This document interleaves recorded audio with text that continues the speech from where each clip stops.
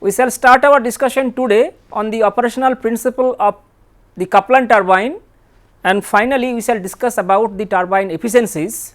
So, you know that if we try to recall, in the last 2 lectures we have discussed about the reaction turbine, we have also discussed about the operation of the radial flow reaction turbine, that is Francis turbine, and we have discussed about one important parameter which is also known as the design parameter, that is degree of reaction. So, you know that from the degree of reaction we have seen that it is involved with the angle, I mean blade angle at the inlet, also the velocity ratio, that is the blade velocity at the inlet, and also the what is important is that the flow velocity CFA1. Now, today we shall see that the operation of the Kaplan turbine, but before I go to discuss about this particular aspect, I wanted to have a discussion on why we need to come to this particular stage wherein the flow will change. We have seen that axial flow turbine, Kaplan turbine is the axial flow reaction turbine in which flow is parallel to the axis of the shaft. Now, question is, in the radial flow turbine we have seen that flow is though neither purely radial, but still it is in the radial direction. The requirement of having this change of the runner from the Francis or radial flow runner to the axial flow runner is the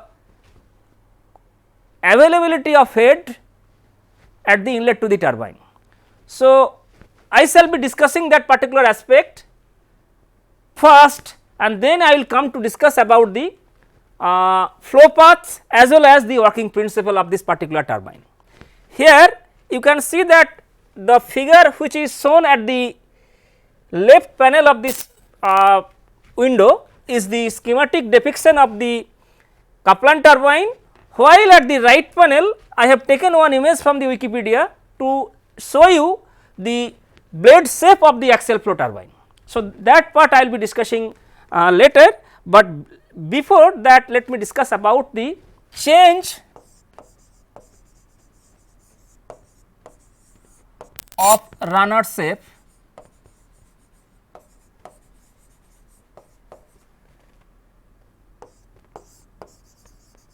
from radial flow to axial flow.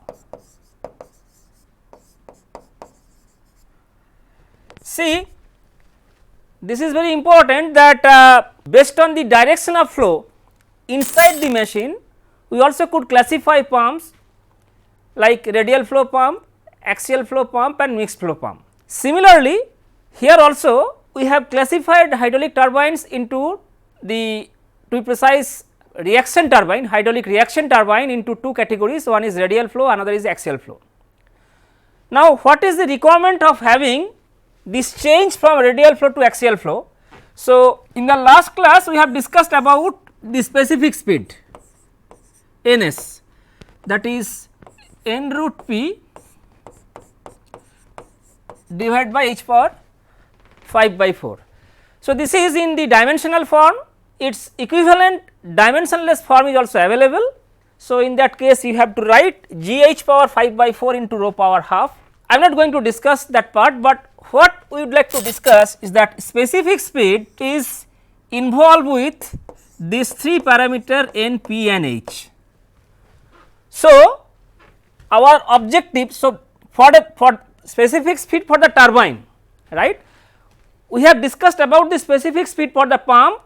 In that case, instead of p we had seen that q was there, because in the pump we need to know the head that will be developed against the quantity of water or any other liquid to be discharged by the pump. In this case, for the turbine, the specific speed, I am writing specific speed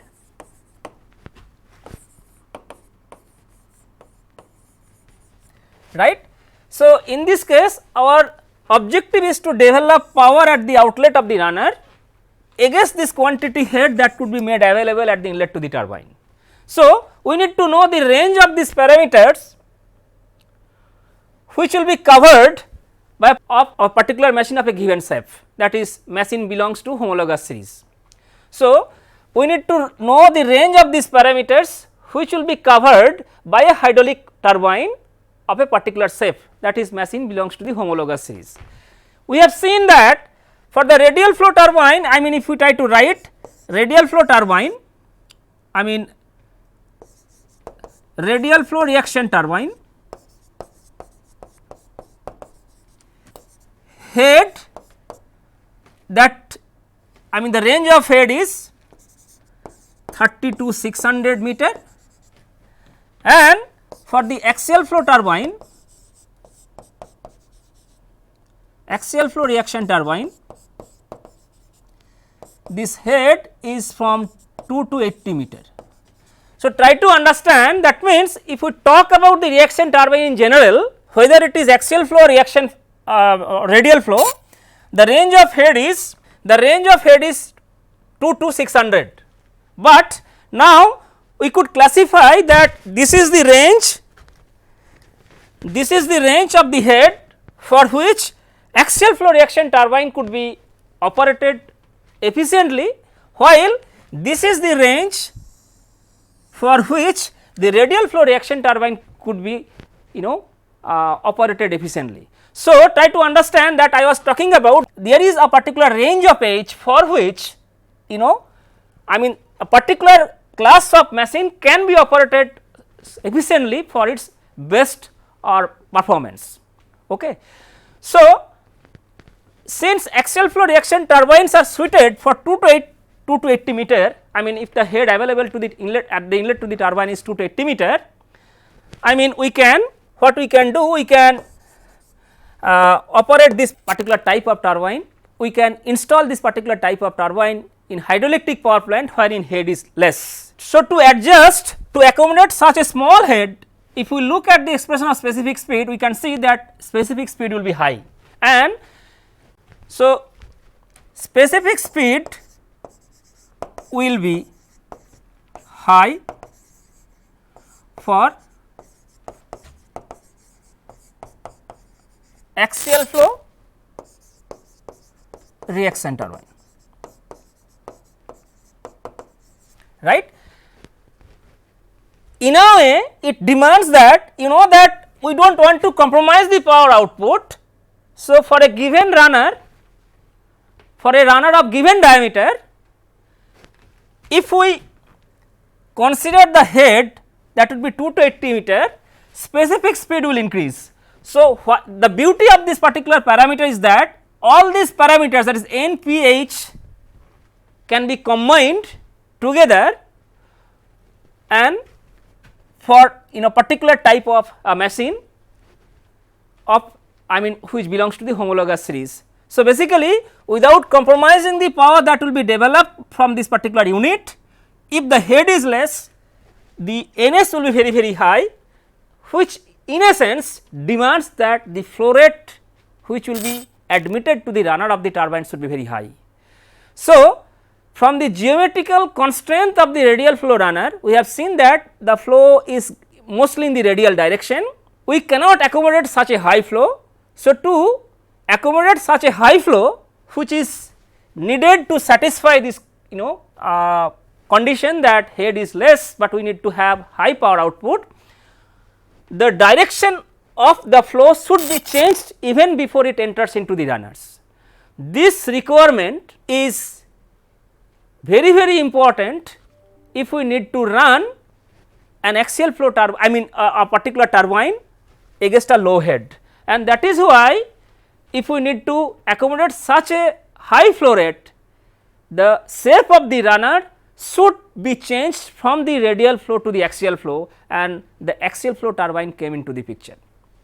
So, just if we try to write the the specific speed, so specific speed Ns, I will be coming to the first slide shortly.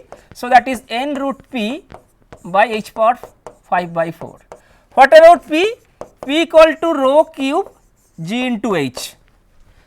So, basically that is I mean I am not writing, so I mean it will vary rho q g into h. So, you know that if I try to write, what about n equal to u1 by pi d1. So, basically you are talking about all these quantities at the inlet to the turbine. So, P, what is the input power, that is rho q g into h. So, that is head available at the inlet to the turbine.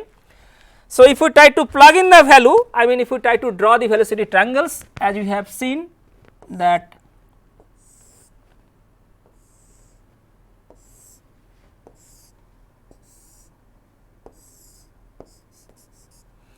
so this is Cf2 equal to C2, this is W2, this is U2.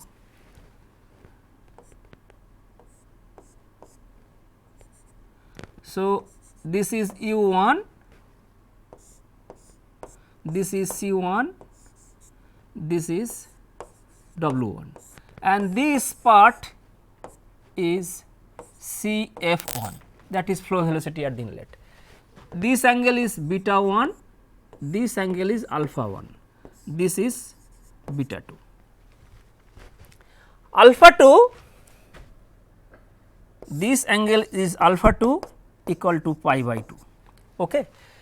So, now why we are trying to write that this expression of specific speed, if it becomes high, right, I mean to meet the requirement that head available to the at the inlet to the turbine is less. So, we can quickly write what is U1, U1 equal to C theta 1 minus W theta 1. So, what is C theta 1 into W theta 1? So, C theta 1 equal to C f 1 cot alpha 1 minus W theta 1 equal to C f 1 cot 180 minus beta 1. So, that is plus C f 1 cot beta 1. So, if I take C f 1 outside, then we can write cot alpha 1 plus cot beta 1.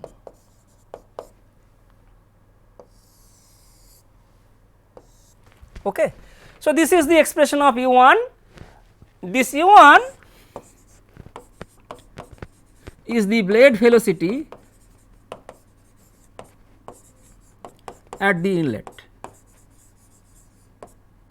So, try to understand, for a runner of given diameter, the n can be expressed in terms of that Cf1 into cot alpha 1 plus cot beta 1. Why you are trying to do so? Because you know that degree of reaction, if I try to write, that is nothing but half plus half Cf1 by U1 tan beta 1, if I can write correctly, right. So, it was C theta 1 by U1 and C theta 1 equal to Cf1 cot alpha 1.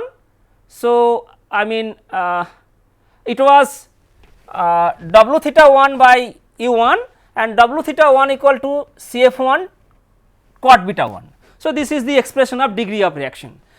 I am trying to relate that if specific speed become very high, then definitely degree of reaction will be very high. So, basically if degree of reaction is very high, we won't be able to reach R equal to 1, that is purely reaction turbine. So, because that is we have discussed that some part of impinging effect will be there. So, some part of the reaction force, I mean what is called impulsive effect will be there, but we should try to be, we should try to have R which is close to 1, right. So, you know that from this expression you try to understand that if C1, if Cf1 becomes high, then R will be R will increase either by reducing beta 1 or reducing U1. U1 we really do not have any role to play, because for a runner of given diameter U1 will be fixed, right. So, we can play with this beta 1 and Cf1 to control the degree of reaction R, and if we would like to, that Cf1 and beta 1 also will be guided by the specific speed. So, let us see, if we increase the specific speed, automatically what will be its effect on the beta 1 and Cf1, from there we will try to draw the velocity triangles. So, you know that is Cf1. Now, you know that if we try to write this expression in the ns, then we will be getting Ns will be equal to that u1 by pi d1. So, u1 equal to Cf1 cot alpha 1 plus cot beta 1, okay, into root p, that is rho power half, g power half, q power half, h power half, divided by h power pi d1 into h power 5 by 4. Okay. So, you know that if we try to go one step further, that means the expression of Ns can be written in terms of the geometrical parameter of the runner. Okay. So, if I try to write it, then eventually you will be getting that what is rho power half, g power half, Cf1 power half pi, because q equal to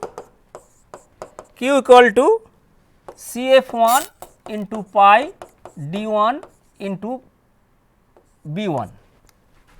So, if we try to write that pi power half d power half into b power half into, so if I try to write it into cot alpha 1 plus cot beta 1, okay, into pi d1 into h power 3 by 4.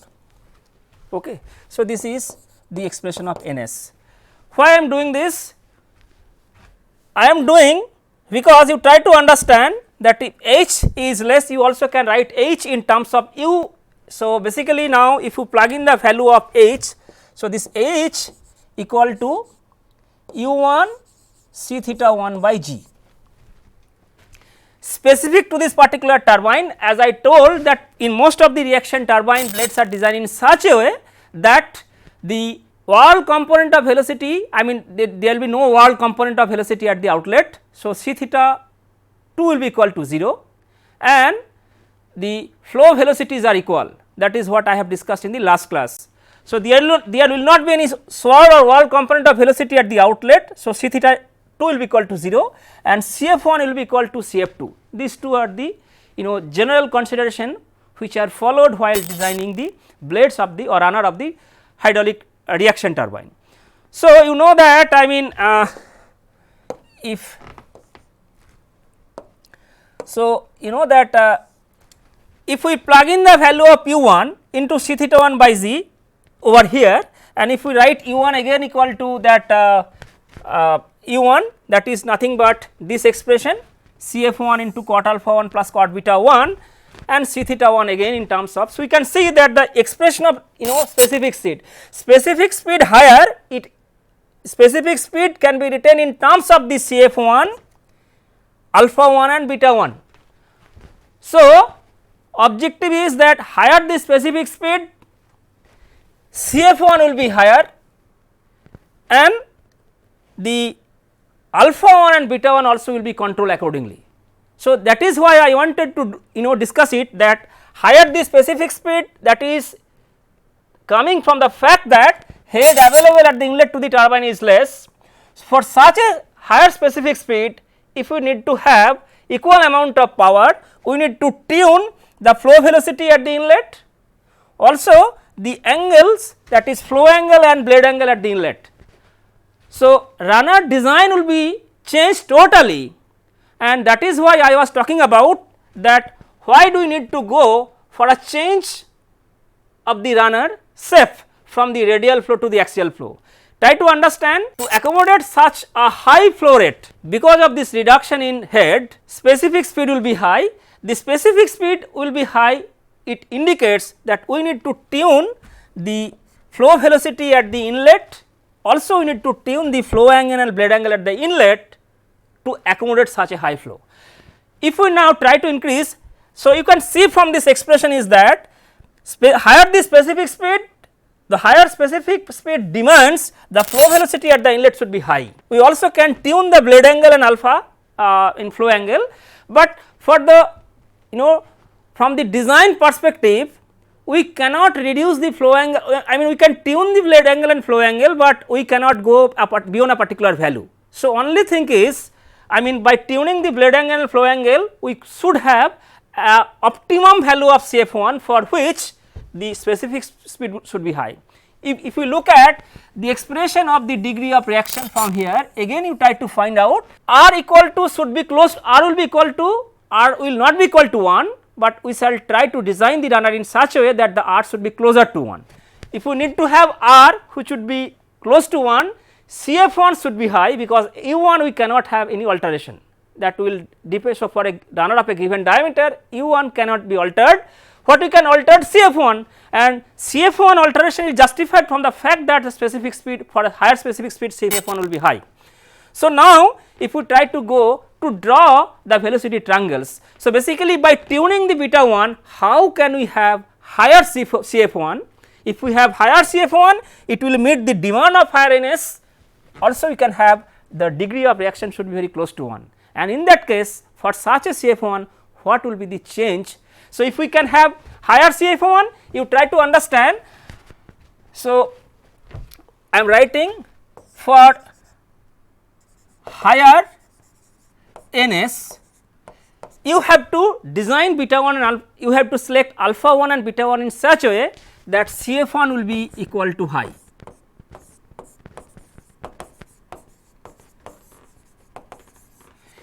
If CF1 is high, degree of reaction will be close to 1. That means we are trying to reach towards a purely reaction turbine. If CF1 is high, the flow rate through the runner will be high, since Q equal to what? Q equal to pi T1 B into CF1. So, if CF1 is high, flow rate will be high. So, try to understand, our objective was to have high flow rate, because H is less, which in turn demands the NS should be high. So, if we have NS equal to high, we have seen that NS equal to high demands that the CF will be equal to CF will be high. We have to tune the blade angle at the inlet. If CF1 is high, then degree of reaction will be close to 1, that is we are trying to reach closer to the purely reaction turbine, and these two conditions, that means we are trying to reach closer to the reaction turbine and CF1 should be high because of this high specific speed, it demands that the flow rate through the runner will be very high. So, how now we shall discuss how we can tune the triangles, velocity triangles at the inlet to the turbine to accommodate such a high flow. That means if we try to accommodate such a high flow, how? So, that is that to be done by only tuning. So, only tuning beta 1.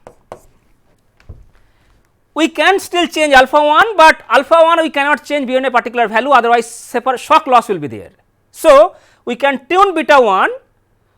So, we can tune beta 1 to achieve CF1 high. If CF1 is equal to high, R will be high, and which demands the flow rate through the turbine should be high. So, next our objective should be to draw the velocity triangles. So, you know that if we I can draw the velocity triangles now. So, basically if we try to draw the velocity triangles, say I am drawing from slow speed runner.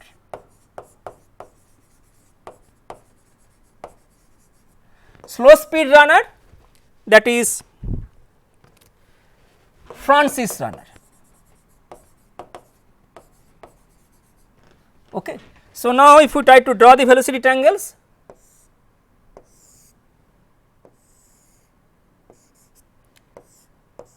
beta 1, alpha 1, and this is the CF1, this is C1, this is W1. In this case, I am writing alpha 1 equal to 16 to 26 degree, beta 1 equal to 90 to 125 degree, and degree of reaction equal to 0.3. right, and specific speed equal to 60 to 100. So, this is slow speed runner. If we go to the next, that is medium speed runner. So, number 1, number 2,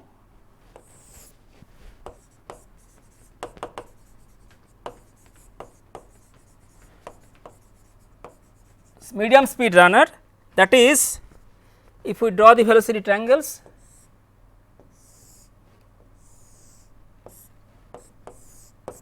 CF1, that is U1, that is C1, and this is W1.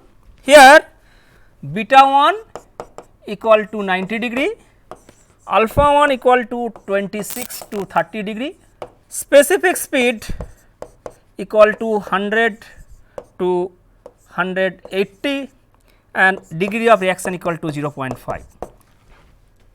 So, this is 50% reaction turbine. Before going to the next one, I would like to have one discussion. See, I mean what you can see, as I told you that the alpha 1 will remain almost same. I mean we cannot have very much variation of over the over this particular angle. So, we cannot have variation of this particular angle, we can have, but the variation should be within a particular within a particular range. So, basically what we are doing, we are tuning this beta 1. So, you understand this beta 1, I mean if I try to write, this beta 1 will be 125 degree. So, you understand this is greater than 90 degree. What we can see, when you are going from slow speed runner to the medium speed runner, again this is Francis.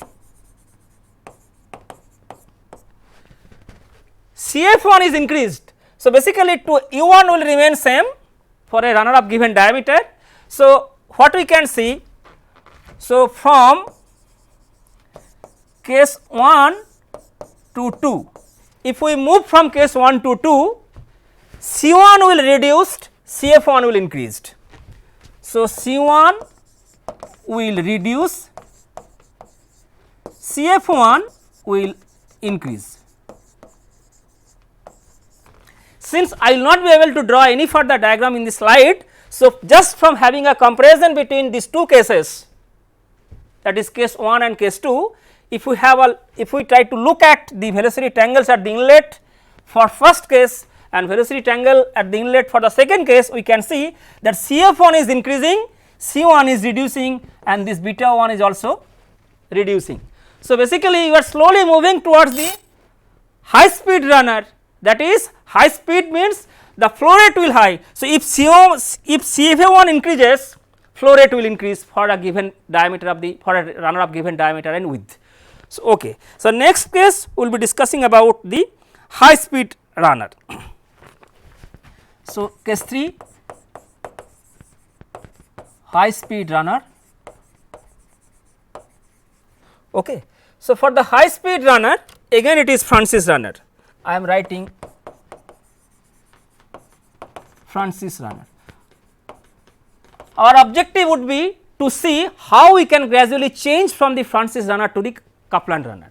So, for this case, I mean if we try to draw the velocity triangles,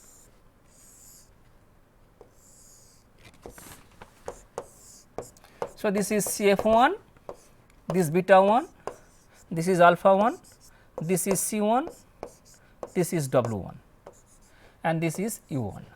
Okay. So, in this case alpha 1 is 33 degree, beta 1 is from 60 to 90 degree, specific speed is 180 to 300, and degree of reaction equal to 0.65, right. So, if we try to compare the first two case, CF1 is gradually increasing and here CF1 is even more.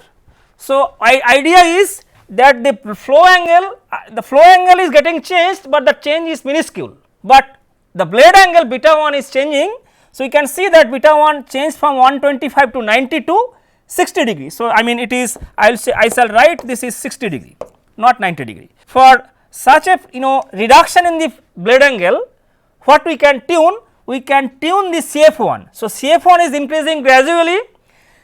At the cost of this increase of CF1, C1 is, so absolute velocity entering into the turbine is reducing gradually, but the flow velocity is becoming high. Finally, if we talk about the case 4, that is Kaplan turbine, Kaplan runner. Okay. So, for the Kaplan runner, alpha 1 is also 90 degree, beta 1 is also 90 degree. Okay. And what we can we can draw the velocity triangles.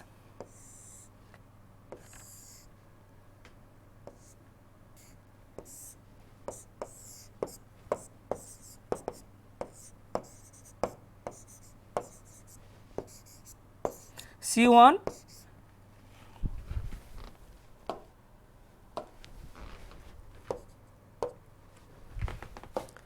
that is W1.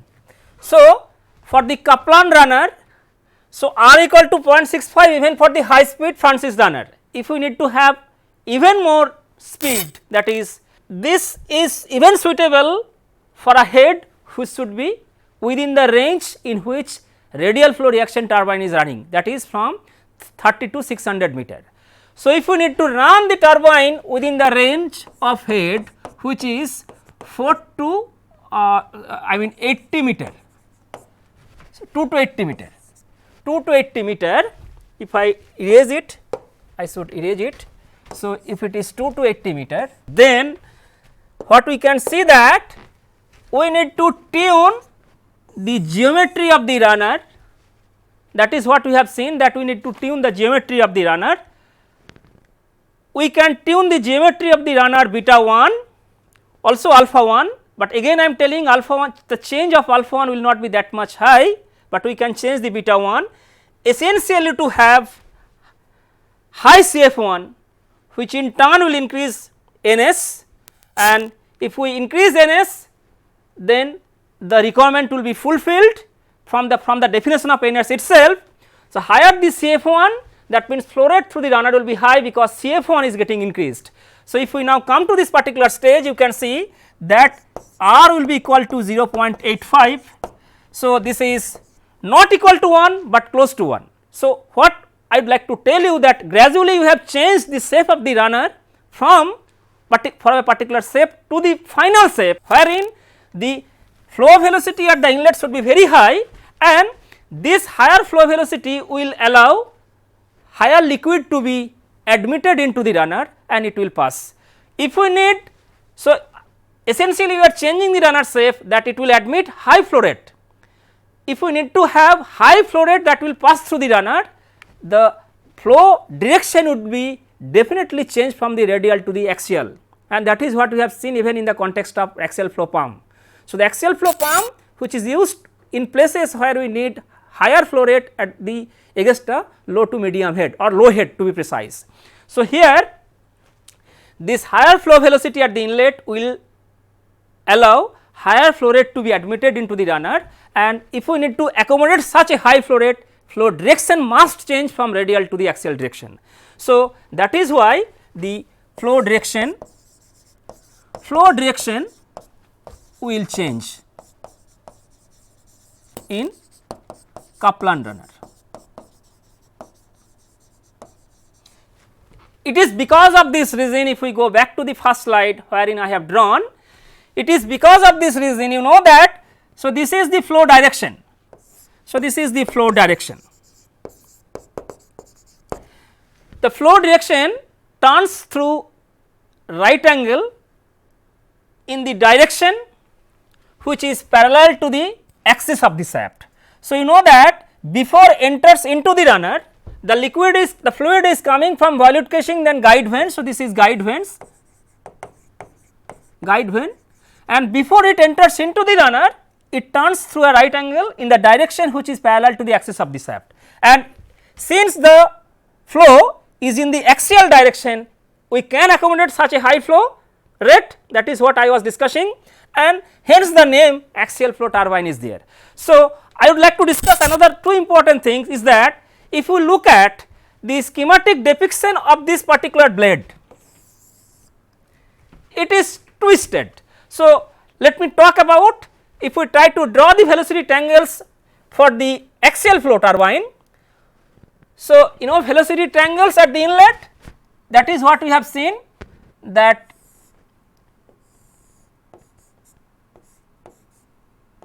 this is C1, this is beta 1, alpha 1, that is U1 and that is CF1. So, this is inlet and outlet velocity triangle should be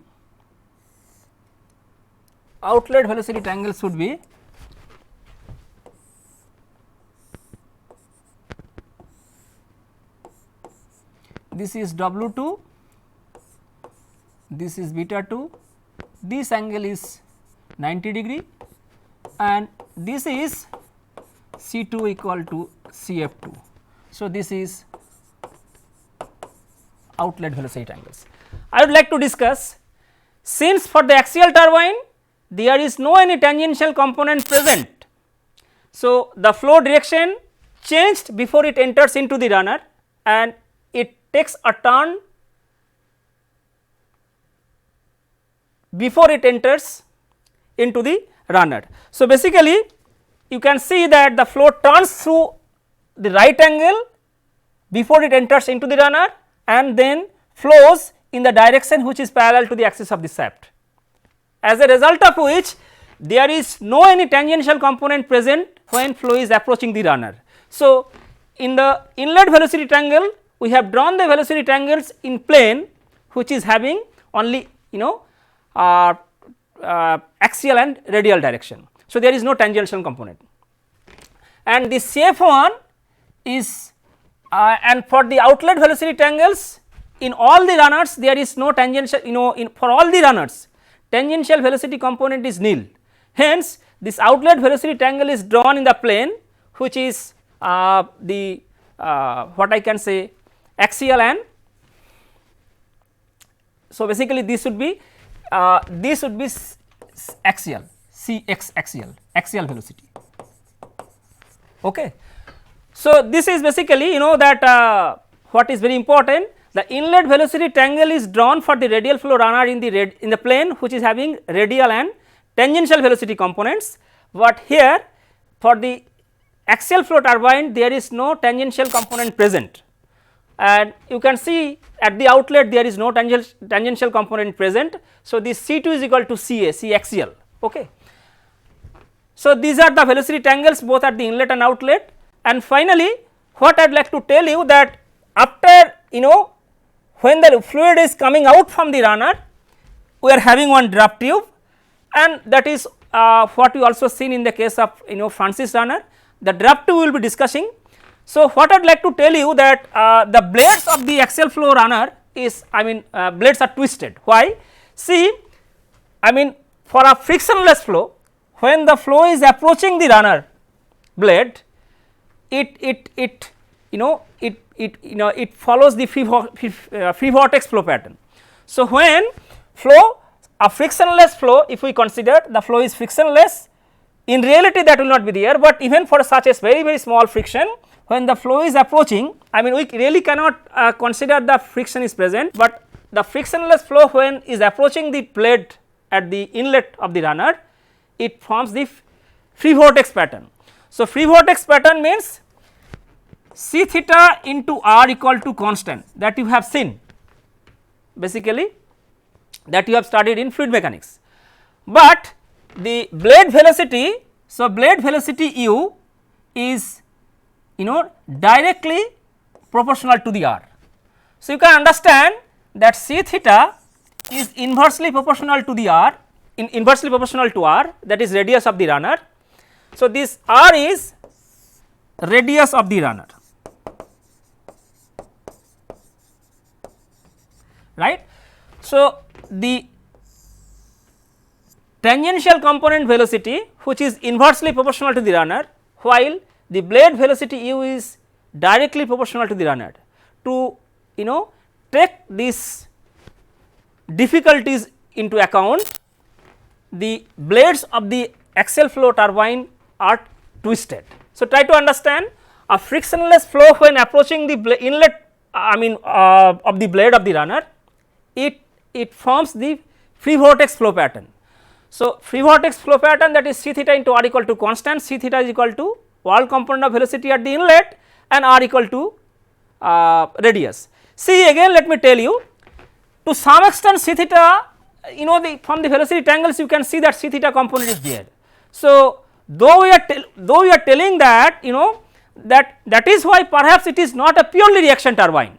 So, the blade guide vanes which are there, that part I have discussed, that guide vane will impart a tangential component to the flow, and it is because of this reason when flow is entering into the runner, it will be having angular momentum. So, the C theta component will be there. Now, when flow is approaching the runner blade at the inlet, it will form a free vortex flow pattern for which C theta into r equal to constant, which indicates that this C theta component will varying inversely with the radius of the runner, while the blade velocity is directly proportional to the radius. Now, to accounting for these difficulties, that one velocity is inversely proportional to the radius, other velocity component is directly proportional to the radius, the blades of the axial flow runners are twisted. Okay. So, this is one important question. Finally, I will be discussing about two important thing, that is different efficiencies. Okay. So, I will be discussing about different efficiencies. Let me talk about. So, efficiencies of the turbines. Let me draw the block diagram. So, if it is turbine, sorry, if it is turbine, say this is a penstock, water is coming and this is the turbine, and say this point is 1 and this point is 2. I am talking about this reaction turbine. So, this point is 1. Okay. In block diagram we can see the first efficiency that I will be discussing about the mechanical efficiency.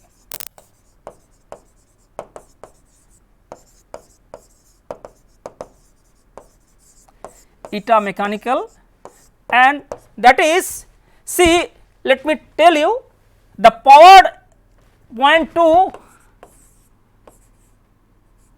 at the outlet of the runner, point 3, sorry, point 3. So, this is the point 3, point 2 at the shaft of the runner, and point 1 is at the inlet of the runner. Okay. So, this is point 3. So, this is point 2, this is point 1 and this is point 3. Okay. So, you know that power which is available at the inlet to the runner is not equal to power that is available at the shaft of the runner. Why? Because of the bearing losses. So, you know that if we try to have block diagram, this is 1 and this is 2 and this is 3. So, here we will be having bearing losses, bearing and other losses. So, that is, if we move from turbine at the inlet to the runner to the shaft of the runner, so power available, power or I can say power developed, not available, it would be a good word to say power developed at the shaft of the turbine.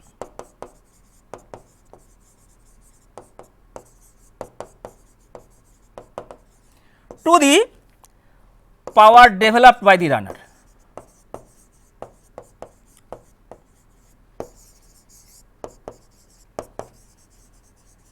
Try to understand. So, power that will be at point 2, that is shaft. So, power developed at the shaft of the turbine is not equal to power developed by the runner, and it is because of this bearing and other losses. Okay. So, I mean it is because of this bearing and other losses. So, say at the inlet to the turbine, that is the power, in fact I will not write here because let me erase it, I will be writing not 1. So, let me write it that this one block is there, that is 2 prime and that is 1. So, this is the bearing losses, bearing and other losses. Mathematically, if we try to write it, say this is P output by P runner, PR. So, this is mechanical efficiency. Next, if we talk about hydraulic efficiency, hydraulic efficiency, that is eta hydraulic equal to, so this is mechanical efficiency eta m. So, eta hydraulic is equal to power developed by the runner to the power supplied at the inlet to the runner.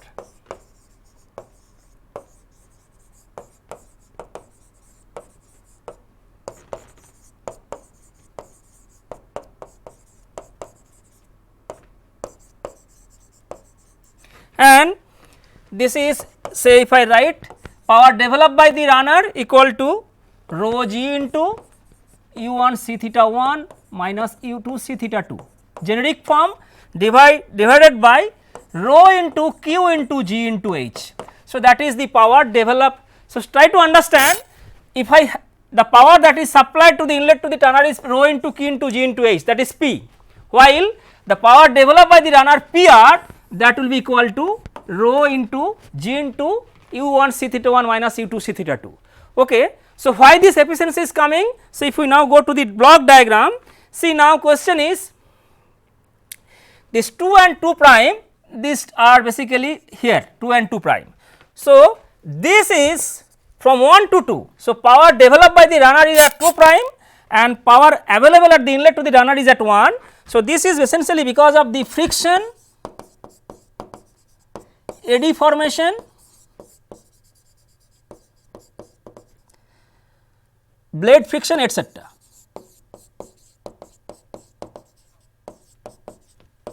So, there are several factors like friction, fluid friction, eddy formation, blade friction, and it is because of this particular reason what I can say that the power available at the inlet to the runner, that is P1 is not equal to P2 prime, and that is why this efficiency is coming. Okay. So, this is coming, and finally, we will be writing about overall efficiency.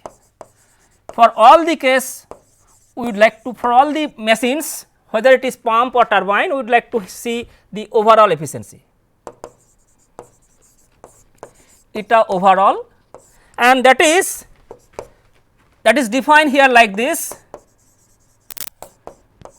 quantity of water actually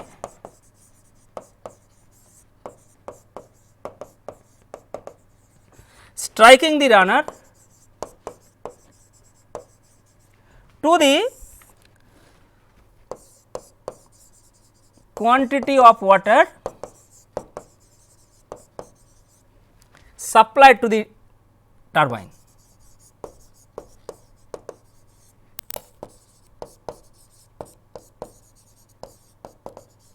To be precise, turbine runner. Why it is coming? Because we see that liquid or water will be transported through pipe, there will be valves, there will be fittings. So, because of the presence of valve, fitting, etc., I mean these two, I mean whether pipe is connected to the another pipe through kind of through a valve or fitting, gland or there will be loss. So, basically this joining parts will allow certain amount of leakage. So, this is if I try to write that, I mean see if I try to understand this much amount of water that is available at the inlet to the runner. So, this should be quantity of water supplied to the turbine runner to be precise. So, this amount of water we are getting at the inlet to the runner, but maybe we are supplying Q plus delta Q. Why? Because this delta Q amount of will be lost due to leakage. So, loss through leakage. So, this amount will be, I mean this amount of loss will be there through leakage. Okay. So, now try to understand. So, overall efficiency, that is nothing but this also can be written. So, if I go to the next slide, this eta overall can be written that power output divided by power input, that is what we all know. So, at the cost of this input power, what is the output power? That power definitely will not be equal, because second law of thermodynamics tells us that efficiency cannot be 100%, some amount of loss will be there. So, basically what is the output power? Output power is P O and P out, and what is the input power? Input power is rho into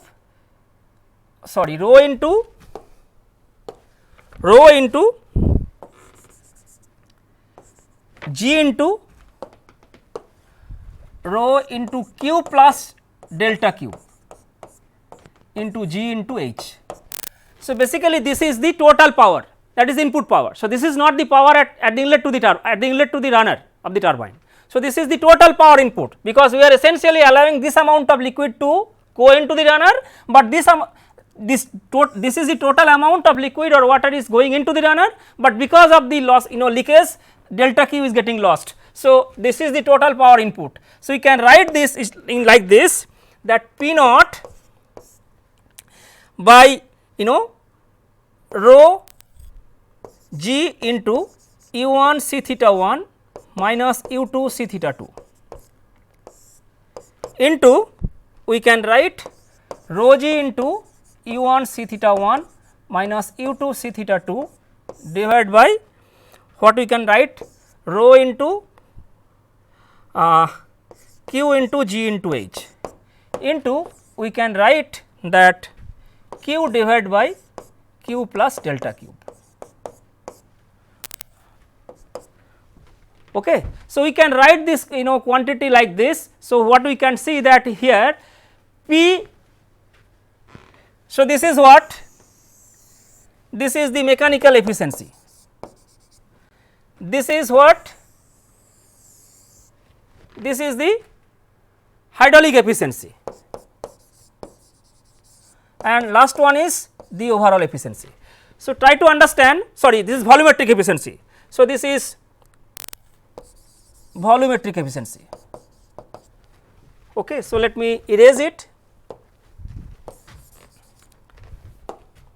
So, this would be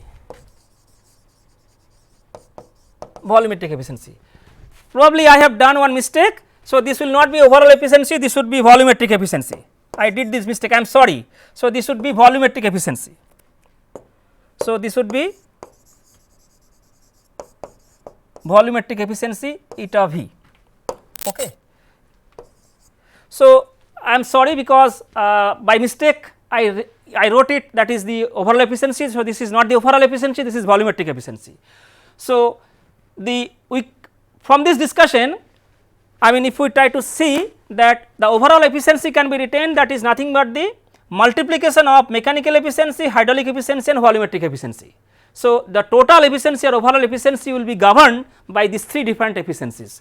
So, if we try to summarize today's discussion, we have discussed about the gradual change of the shape of the runner. There are requirement of the shape of the runner from the Francis turbine to the axial turbine, that is Kaplan turbine, and We have also discussed about the flow path, that is the flow direction when water is passing through the runner of axial flow turbine. We have also discussed about the fact that the blades of the axial flow runners are twisted, why it is so, and finally we have discussed about different efficiencies which are very useful for the operation or the design of the hydroelectric power plant, not thermals, this is hydroelectric power plant. In fact, when we shall be solving a few numerical problems, we need the expression of these three of different efficiencies. Okay.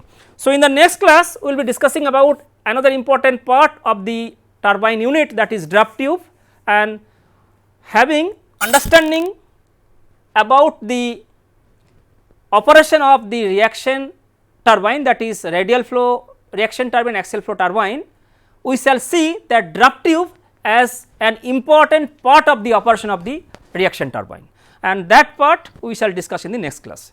Thank you.